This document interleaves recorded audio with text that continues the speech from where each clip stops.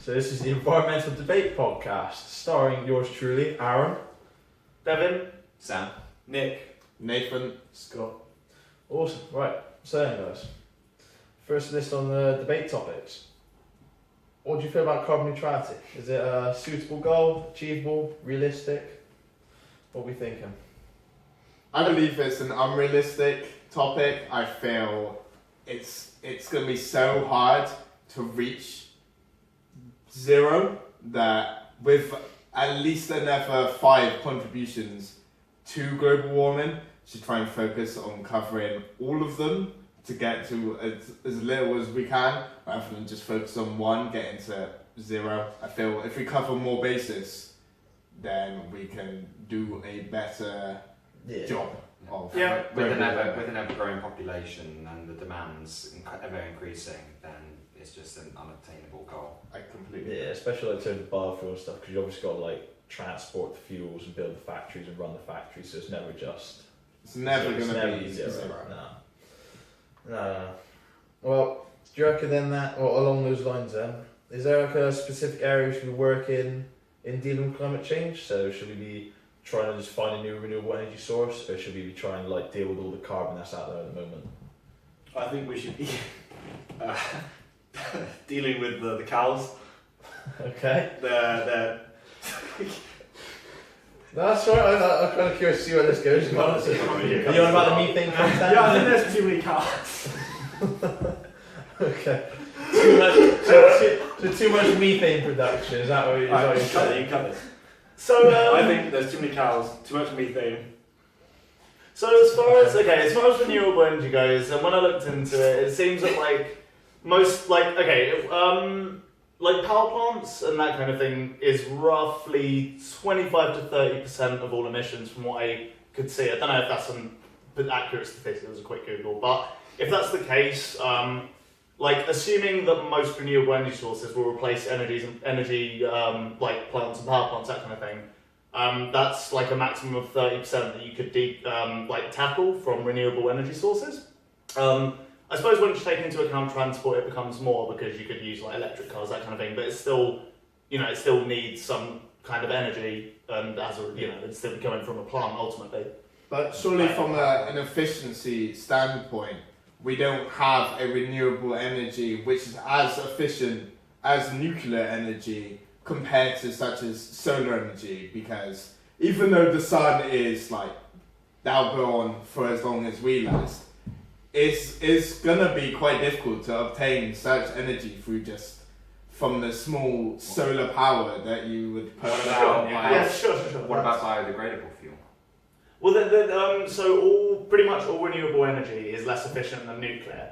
Nuclear is like incredibly efficient, and I think there's like I don't necessarily think we have to say go completely renewable the whole way. Like I think we should aim to cut out fossil fuels mainly, and focus on nuclear and renewable. I think there's a balance to be struck there. I agree. Well, BP say by 2050, 50% of, well, more than 50% of the world's energy will be from fossil fuels still. So, I mean, it's a lot. Well, there's that whole like debate as well with the nuclear where you've got to find something to do with the waste, because at the moment we're just burying it. So it's like, up the production of nuclear energy, then we're going to run out of a lot more dumping ground space, I suppose. On that nuclear energy though, how dangerous actually is it though? Like I'm very curious, It's not. You know that Hinkley Point? You heard of Hinkley Point? No. Power plant? It's like Oh. just across the road basically. Oh, okay. There's loads of protests and all, like no one wants it and all. Yeah. Because of the danger element. Well, yeah, because obviously, we're not as at risk as it was in like Japan, where you had like the whole earthquake and tsunami and that whole nuclear reactor meltdown thing. But yeah, I think, I mean, the waste is never stored near population anyway. It's like dug deep down, like a water around it, concrete around it. But I mean, I guess the ultimate thing is that even like a healthy way to deal with it really, because at some point you're going to reach like a tipping point, right? Yeah. I mean, if you make the planet entirely of like radiation, if it just becomes a radioactive ball, you kind of like you're a little bit, in some trouble. So should we focus on just trying to find a suitable way of like getting rid of this waste, or at least maybe trying to put it to a use? Should we focus more on that instead of focusing on a different way? Like, how would we sort this out? In my opinion, I guess the most pressing issue is climate change, and as a result, I would say the most pressing issue is reducing the fossil fuel usage and increasing renewable. Nuclear probably has a place somewhere in there. I wasn't aware of the waste issue, or at least how big a deal it was. So I suppose the balance would be kind of harder to find. But I still think it's definitely something to strive for, even if it's not particularly realistic in the next 20 years even or whatever. Yeah, I just think I was just going to add on to that. So I think it's more a priority to almost stem the bleeding, as it were, before you start doing anything else. You got to cut off the real problem.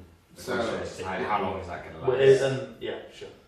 Well, moving on again, along that renewable energy sort of thing, is there, besides nuclear, do you reckon there's another renewable energy source? I guess it's just solar Or or is wind. So when I looked into this, it seems that solar's the most efficient out of all the renewable sources, but it's obviously not practical everywhere in the world. Yeah, Yeah, I Because mean, it depends on, if you're looking in Scandinavian countries. and how many hours of daylight does Sweden? Exactly, yeah. Isn't It's wind pretty- really? Well, this is what I was about to That's say. what I've read recently. This is what I was about to say. Wind seems to be. I read a statistic that was by 2040, I think Europe is going to be getting 7% of its energy from wind. 7%. 7%, which is, it's pretty large considering that's only one renewable source. There's still I forget what it's called, but the water one where you have Hydro. hydropower and obviously So they solar just as chuck well. them out of the sea. Like the turbines, right? I mean, yeah, pretty much. Pretty much, yeah. Yeah, well, I suppose solar will be that affected in this country. I mean, today it was dark by 5 o'clock? Yeah. At 5, the sun already sets, yeah. So I think it just, I think each have their own, specific case to be used in various places. It depends where you are. The good thing with solar, though, in some places, if you collect so much energy that you don't use it all, you can sell it back to the national grid, so you can get money from the energy. I did hear about that. That's in some places in Europe, right? They used to do it here, yeah, but didn't they cancel that programme? Why did they cancel it? I don't know, I just remember everyone was jumping on the solar bandwagon, and then all of a sudden the government was just nah, we're not going to pay for that. Wow. Also, I just remember it was Germany that's doing it, and they definitely have some reading about it at some point. Not entirely certain about what I just said, so don't quote me on that. Yeah, well, I suppose. Well, the big topic, which I'm sure everyone's been waiting for, Buzzing for this one. is more of an anthropogenic, more of a direct impact, which would be the dietary system. So, specifically veganism. And I posed a question to you guys then. Do we think veganism is putting a strain on the environment? Absolutely. Taking up land space with with the old grow crops, does that take away from all the other more carbon dioxide reducing efficient plants? Yeah, it's not. It's compared to meat eating, it's so much better. Vegans build up a natural gas called smugness. It takes up into the air and poisons our natural environment. It's just a detriment to humanity. I agree. 0.0001% greenhouse gas. So I guess I might as well just start here then. I disagree with what you're since about to say. everyone else is about to spew memes. No. Devon being our resident vegan. I disagree. Represent. But bacon. Top.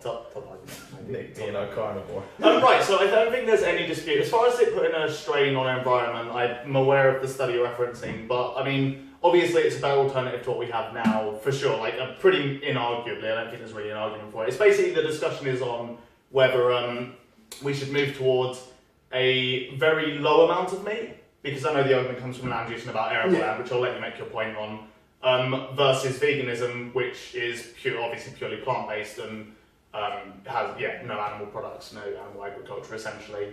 So I'll let you make your point, I guess. So obviously it's a better alternative to me eating both are. So Well, it's not. My point isn't it's not big or anything. It's just meat eating is terrible. It does contribute quite a lot. Sorry. should I do my statistics as I did do some Please research? do. Yeah. Sure. Please tell me how bad it Okay, is. so as I far know as it's greenhouse gas emissions go, animal agriculture is responsible for about 5% of the greenhouse gases directly. However, deforestation is responsible for 10%, and 90% of deforestation is caused by animal agriculture. So that means collectively that's about 14%, which is the largest contributor outside of power plants. I think it's tying or just slightly above all of transport.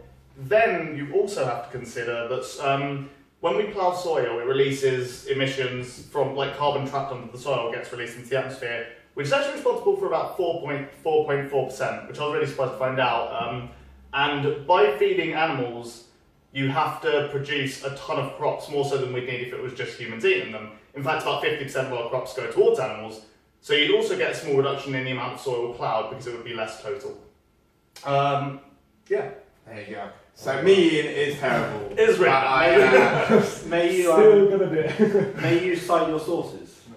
So there are many people who disagree with this. This is like consensus amongst the environmental scientists. If you look at sources, we're talking about the UN agrees with this. I can't remember which. There's an American body. I can't remember what they're called, but there's an American body that backs this. But there's very, very few people. These sources seem fabricated. Yeah. At that point. What we can conclude from this is his subjective view. He hasn't taken any sources whatsoever. One Purely other from point his as brain. well. One other point as well. The stat I looked up, it may be less than this. I'm not entirely sure if this is exaggerated or not, but I know it is a lot.